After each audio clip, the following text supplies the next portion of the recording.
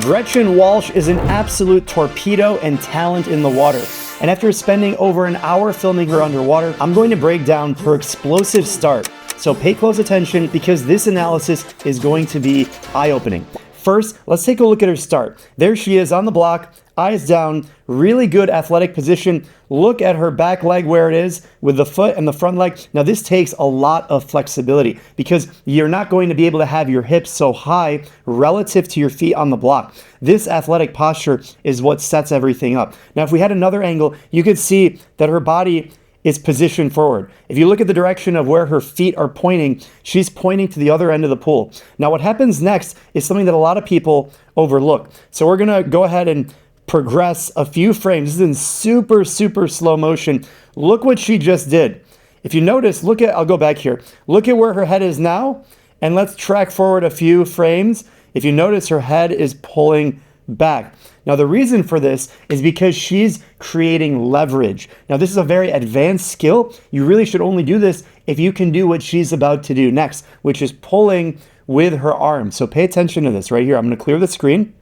Now let's take a look at how she comes off the ball. Look at her arms. Her arms are generating that thrust. So her arms don't move, but her whole torso is moving forward. And look, it's all leverage with her hands. This is the first thing that happens on the start. But if we rewind just a few frames before that, it starts with an athletic position. If you can't get into that athletic position, you really need to work on your flexibility. And also there are things you can do in dry land. She's obviously a world-class athlete, has great flexibility, posture, and can create leverage with her hands. So let's go ahead and watch her, what she does next, because it's really fascinating to see this level of explosiveness. And now you can see, how did her hands get over here when before they were here? And so that is the leverage that we're talking about. Now, if you notice, where are her eyes looking and where is her head going? She's going forward. She's not going up. She's not going down. She's going forward. Watch a few frames later. You can see now she's getting full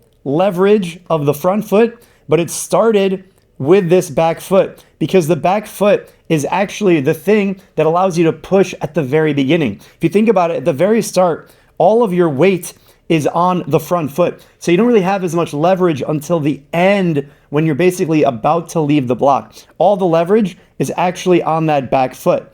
So now let's continue to progress a few slides later, and you can see she's driving forward, and now you can see her body line is starting to form. She's still making forward progress. She's still driving forward. And even though she actually has one of the slowest reaction times in terms of when the beep goes off to when her foot leaves the block, it really doesn't matter because even if you're, let's say, 0.05 or 0.1 slower on that part of the race or that part of the start, if you enter the water with more momentum and have a cleaner entry, you can make up way more than just the 0.1 that you were slow on the start. So a lot of people overthink the reaction time needs to be really fast. And sure, in the 50, it is an important thing.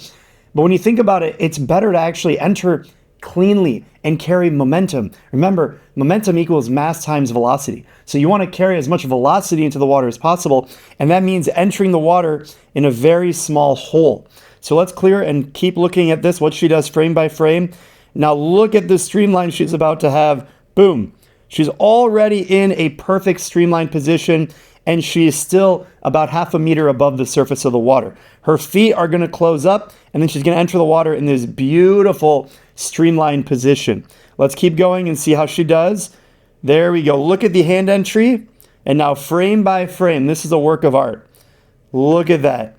Her feet could have been together a little bit more, but I mean, this is a training session. She's doing a demonstration, and as you can see, she does enter the water through a very narrow hole. Her whole body literally enters, and look how far away she is from the block. Literally, the blocks are not even in the frame anymore. That's how much leverage, and she's a tall person, so she's entering like 4 meters away from the wall, and this is the most important thing when it comes to the start. Not necessarily how far you go, but more importantly, how you enter the water in a clean hole. That is the most important thing. If you guys are interested in learning more about how she's a super fast swimmer, make sure you check out this next video over here. I'll see you over there, and happy swimming.